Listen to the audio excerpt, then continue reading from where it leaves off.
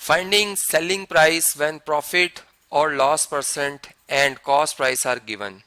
जैसे अगर आप इस प्रॉब्लम में देखें तो लिखा हुआ है कि a man bought a dressing table for ₹8,500, he sold at a loss of 10%, find sale price.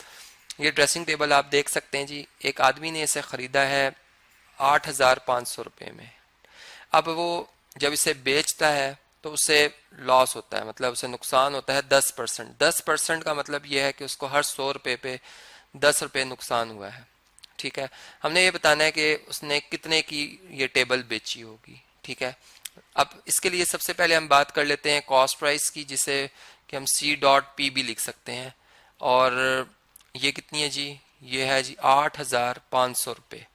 ठीक है, और लॉस परसेंट जो है ये हमें ये बता रहा है कि 10 रुपीज पर 100 रुपीज जो है वो इसे नुकसान हुआ है। इसका मतलब कि अगर इसने ये जो टेबल है ये 8,500 की खरीदी है तो इसमें कितने 100 हैं, ये हम कैसे निकाल सकते हैं। हम इसका रफ वर्क कर लेते हैं। हम 8,500 को डिवाइड कर लेते हैं 100 से। देखिए 100 को अगर 8 से मल्टीप्लाई करें 800 आ जाएगा।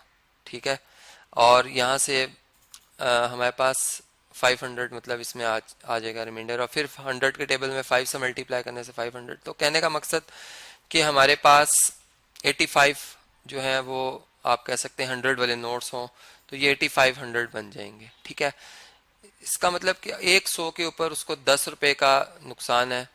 तो इसका मतलब कि जो वो हासिल कर रहा है रिटर्न में, ठीक है, उसको जो रिटर्न हो रहे हैं वो कितने रुपए हो रहे हैं, वो 90% रिटर्न कर रहा है, मतलब हर 100 के ऊपर 90 रुपये हासिल कर रहा है। ठीक है, तो इसका मतलब हम यूं कह सकते हैं कि अब मैंने वो 100 की तादाद निकाल ली है, वो 85 बनते हैं।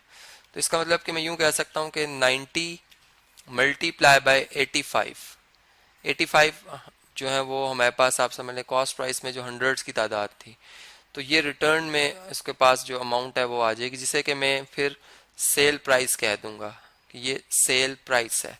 तो ये कैसे आ सकती जी, 90 को आप 85 से मल्टीप्लाई कर लें। यहाँ पर चले हम इसका रेफर करते हैं। 85 लिख दिया मैंने मल्टीप्लाई बाय 90, जिसे कि आप रफ वर्क में भी इस तरह से कैलकुलेट कर सकते हैं। ये 7650 बनता है, 7650। तो अगर एक दुकानदार या कोई भी पर्सन एक ऐसी चीज जिसकी कॉस्ट प्राइस 8,500 और अगर वो उसे 7,650 में बेचेगा तो इसका मतलब उसको कितने परसेंट लॉस हुआ है, उससे 10% लॉस हुआ है।